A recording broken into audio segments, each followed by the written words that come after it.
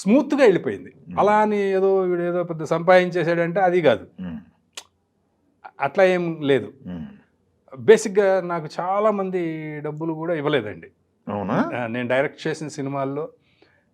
చేసిన సినిమాల్లో నేను పూర్తి పేమెంట్ తీసుకుంది ఒకే ఒక్క సినిమాకి. అంటే ఇంక మీరు అర్థం చేసుకోండి. అయ్యయ్యో.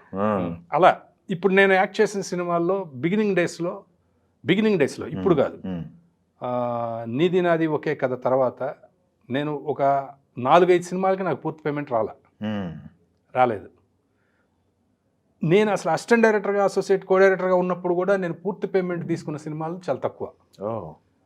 అంటే ఇంక నేను ఏం సంపాదించి ఉంటాను అనేది మీకు అర్థమైపోతుంది. మొహమాటం ఎక్కువ, చాలా విపరీతమైన మొహమాటం అండి. అంటే ఇప్పుడు కొంచెం బెటర్. ఒక 5-6 సంవత్సరాల క్రితం వరకు కూడా నాకు విపరీతమైన మొహమాటం. అది తప్పు అని తెలియడానికి చాలా కాలం పట్టింది. బట్ అయితే ఏంటంటే అయినా కూడా నేను ఎప్పుడు అష్ట కష్టాలు పడిందో లేకపోతే ఏం లేదండి.